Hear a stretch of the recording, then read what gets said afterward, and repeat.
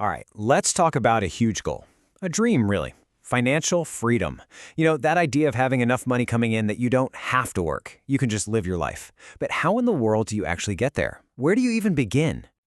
So let me just ask you, right off the bat, what do you think that first, most critical step really is? Is it about finding the perfect stock? Starting that genius side business? Getting into real estate? What's step one?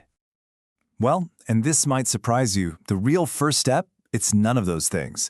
It's not the exciting, glamorous world of investing that you see all over the internet. Nope. It's something way more foundational. Okay, let's really dig into this because there's this giant myth out there that you can just leap straight into building wealth. But think about it. You can't build a skyscraper on a foundation of sand, right? Before you can even think about growing your money, you've got to be secure. That's it. The actual, non-negotiable first step to any kind of financial freedom is building an emergency fund.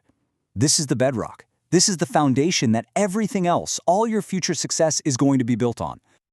So what is an emergency fund, really? It's such a simple idea, but man, is it powerful. Let's just break it down. An emergency fund is, well, it's pretty much exactly what it sounds like. It's a pile of cash that you set aside for one reason and one reason only, to handle life's totally unexpected gut-punch financial surprises. This is not your vacation fund. It's not your down payment fund. This is your, oh no, life just happened fund. And when we say shocks, what are we talking about? We're talking about the big stressful stuff, like you suddenly lose your job, or you get hit with a huge medical bill you never saw coming, or your car just completely dies on you when you desperately need it to get to work. This fund is your shield against that kind of chaos. Now, let's flip the coin for a second. What happens when one of those emergencies hits and you don't have that safety net? Well, that's when you can fall into something that is truly, truly dangerous for your financial future. Because without an emergency fund, you've got no choice but to borrow money, right? You got to swipe a credit card, maybe take out a personal loan with a crazy high interest rate. And this, my friends, is how the debt trap snaps shut. And it creates this horrible, vicious cycle. So when emergency hits, you're forced to go into debt. But now, you're not just paying for the car repair or the medical bill, you're also paying interest on top of it. And those interest payments just suck your income dry, which makes it basically impossible to save money, and so you're trapped. Okay, that sounds pretty bleak, I know. But here's the great news. There is a totally clear, super simple way to avoid that trap altogether. It's a straightforward, two-step action plan. And you can do this. The absolute most important thing to remember here is just to start small. Seriously, don't let yourself get overwhelmed by thinking you need tens of thousands of dollars overnight. That's not the point. The goal is just progress. It's about building momentum, not being perfect. Your very first target is just one. That's it.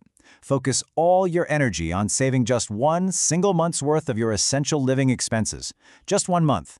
That little buffer is an incredibly powerful first wall of defense. So here's the game plan, step by step.